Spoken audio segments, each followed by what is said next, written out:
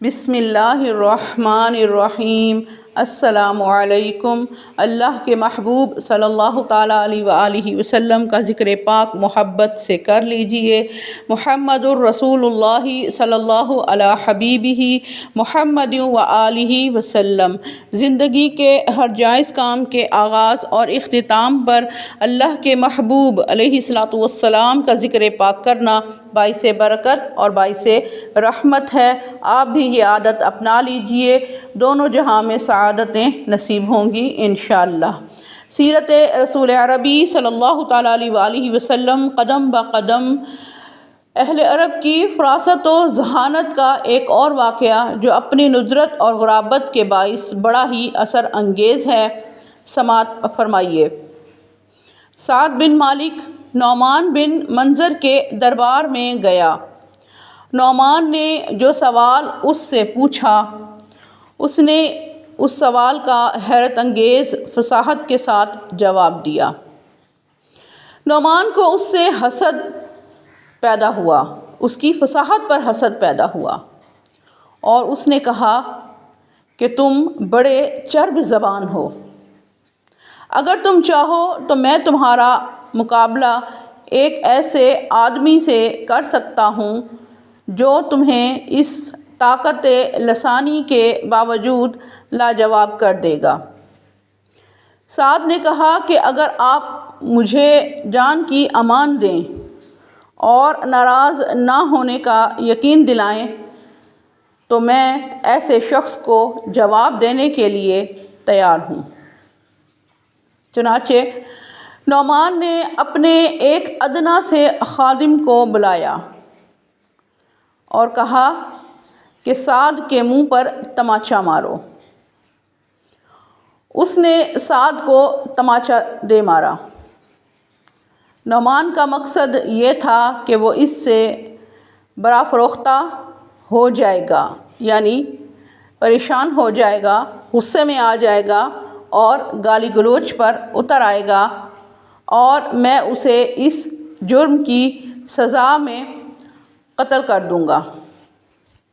لیکن خلاف توقع تماچا کھانے کے بعد وہ خاموش کھڑا رہا۔ نعمان نے کہا اس کا جواب دو۔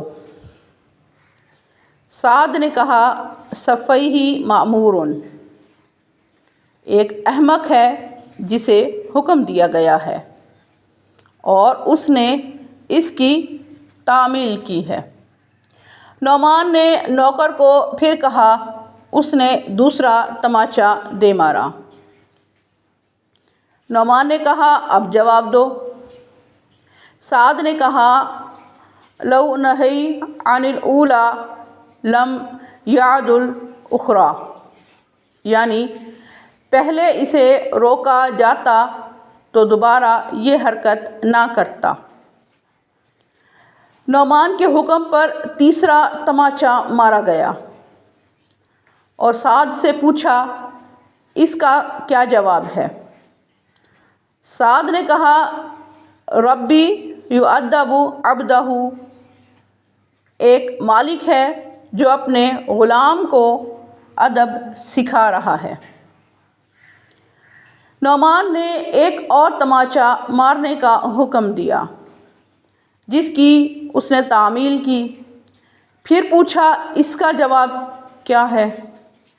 سعد نے کہا مالکت فاسجح، تم مالک ہو، تمہیں زیبا یہ ہے کہ عفو و درگزر سے کام لو۔ نعمان نے کہا تم نے درست کہا، بیٹھ جاؤ۔ پھر نعمان نے اس کے بھائی عمر بن مالک کو چراگاہوں کا پتہ لگانے کے لیے بھیجا۔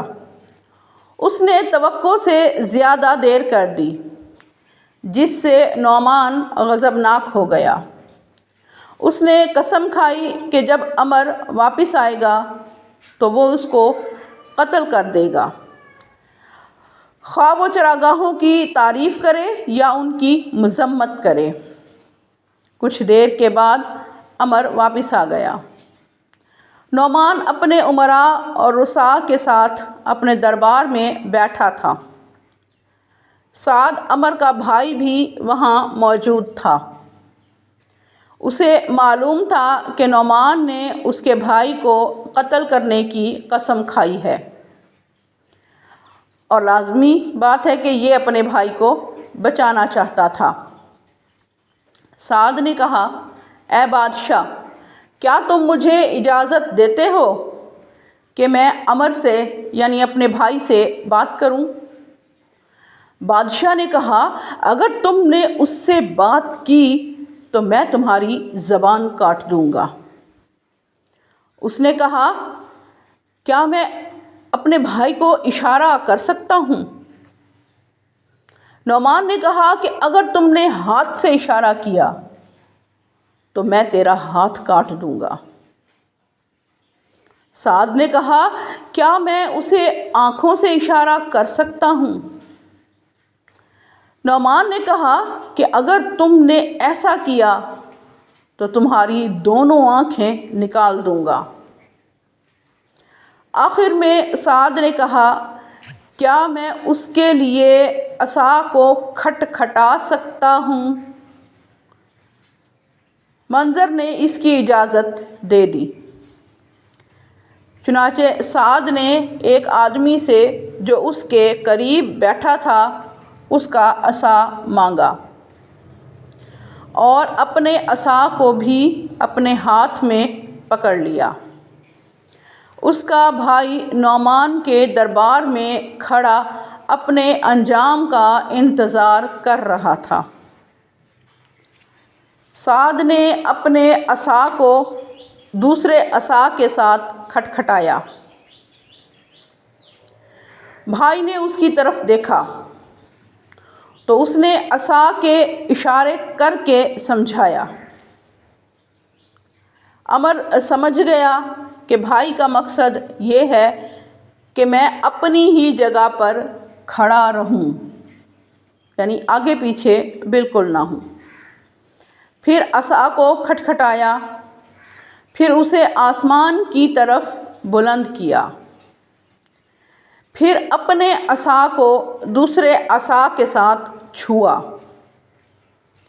عمر نے سمجھ لیا کہ اس کا مدعا یہ ہے کہ میں بادشاہ کو جواب دوں کہ میں نے خشک سالی کے آثار نہیں پائے۔ پھر اس نے اپنے عصا کے ایک کنارے کو دوسرے عصا کے ساتھ بار بار کھٹکھٹایا اور اسے اونچا کیا۔ عمر سمجھ گیا کہ وہ یہ جواب دے کہ وہاں گھاس وغیرہ اگا ہوا نہیں تھا۔ پھر اس نے دوبارہ اپنے عصا کو کھٹکھٹایا اور اس کو نعمان کی طرف کیا۔ عمر سمجھ گیا کہ بھائی مجھے کہہ رہا ہے کہ اب میں بادشاہ سے گفتگو کر لوں۔ عمر نعمان کے قریب ہو گیا۔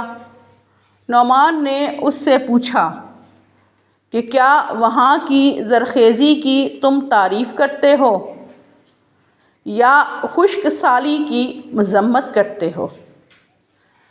عمر نے اپنے بھائی کے عصا کے اشاروں سے جو بات سمجھی تھی اس کی روشنی میں اس نے کہا، نہ میں خشک سالی کی مذمت کرتا ہوں اور نہ میں وہاں کی سرسبزی کی ستائش کرتا ہوں، یعنی تعریف بھی نہیں کرتا۔ زمین ایسی ہے، نہ اس کی زرخیزی کا پتہ چلتا ہے اور نہ اس کے بنجر ہونے کے بارے میں کچھ بھی کہا جا سکتا ہے۔